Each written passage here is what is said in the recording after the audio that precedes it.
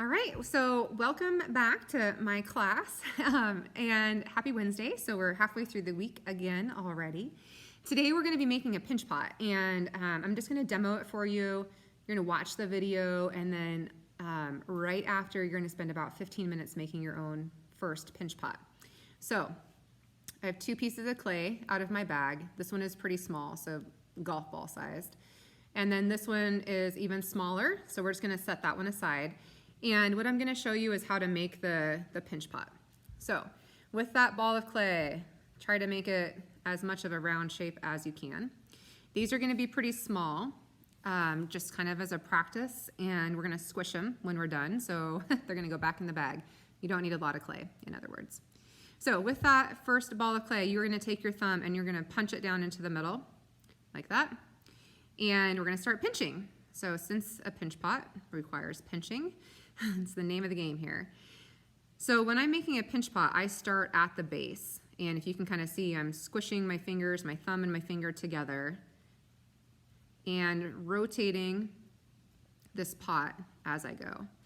The idea and what we're really practicing today is trying to make our walls, which is this part, even from the top to the bottom. So working at the bottom first, and then working your fingers up the sides of the pot. Like I said, I just kind of keep turning it as I'm working to make sure that it's getting even all the way around. Same thing that I mentioned with the edges. If they're getting cracked, kind of like with the petals, you can run a little bit of water around the edge, or you could use your damp sponge to smooth out that top edge. Clay is really malleable. You can really form it. So you can also, push these edges back together just by, kind of manipulating the clay. You can also change the shape. So right now it's kind of, flared out a little bit. If I wanted it to be, smaller at the top, then I can just squish my clay and close in the top and make it smaller. Okay, so that's kind of the basic for getting started on your pot. As you're working, the reason we're going to cut this in half today is because I want to see that your walls are even all the way through. So spend a few minutes, get your walls as even as possible from the bottom to the top. It should be exactly the same thickness for your clay. And then you can smooth out that top edge. I forgot my water. So just dipping my finger in the water and then going back around the edge to smooth it out. Don't use a lot of water. Things will start to disintegrate. So just a little bit just to kind of smooth that edge. Okay, so it should look something like that. What we're going to do next is we are going to add a foot. So a foot in ceramics is something that goes around the bottom of your project and it just helps kind of lift it up off of the table. So I'm going to set that down, and on my wood board with my other little piece of clay, I'm going to roll a coil. So I started it in my hands and now I'm just going to roll back and forth and kind of get this coil. Again, it's going to end up the same thickness as the walls of our pot. So with that, I can flip it upside down, and the foot should go right here. So not out on the side, not right in the middle. So just kind of sketch out where you think that should go. So maybe just a little line. And then I can take my coil and follow the line, cut off the extra, and just smash those 2 ends together and smooth it over. So we don't want to see that line right there. Spend a second to pull those 2 pieces together. And then to attach 2 pieces of clay together, again, score and slip. So that's the only way to make 2 pieces stay together forever. So scratch that one up, scratch up your coil, so kind of like crisscrosses. And even though we're not keeping this, I still want you guys to practice the full technique, okay? So don't go halfway there. That's my foot. Kind of wiggle it in there. Make sure that's nice and smooth. I mentioned that you are going to get to use your wood tool for this project. So right here where there's this gap, that's where we want to seal it. So remember, it's score, slip, seal. So I'm going to use the rounded end of my wood tool to work my way around the foot, pull that clay down onto the the body of my pot. And it's gonna look a little rough to begin with, but you can smooth it out in a second with some water. Okay, so just all the way around, you're gonna seal that coil until it looks kind of like that. Again, you can dip your finger in some water and just really smooth all of those marks out so it looks really hidden, okay? So it looks something like that. You'll do the same thing on the inside of your pot. Pull that down. So we should not see score marks. We should not see the gap in between the coil and your pot. Okay, so that's the seal, score, slip, and seal. Okay, same thing, once you're done, you can use a little bit of water, smooth all that part out.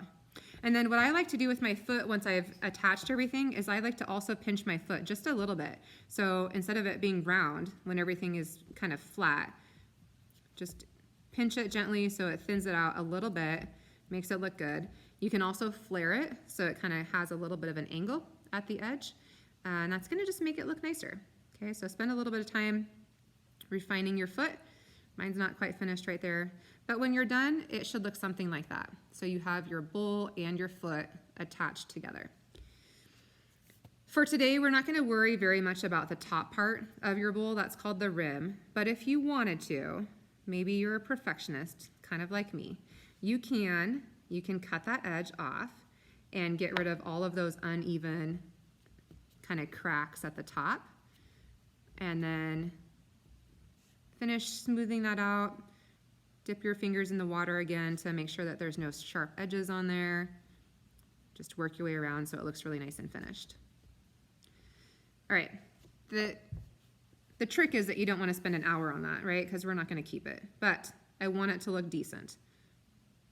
So once you're convinced that the edge of your pot, the walls of your pot, plus the foot all are even thickness, okay? And you can see the difference between where the bowl is and the foot is, so that should be pretty distinct.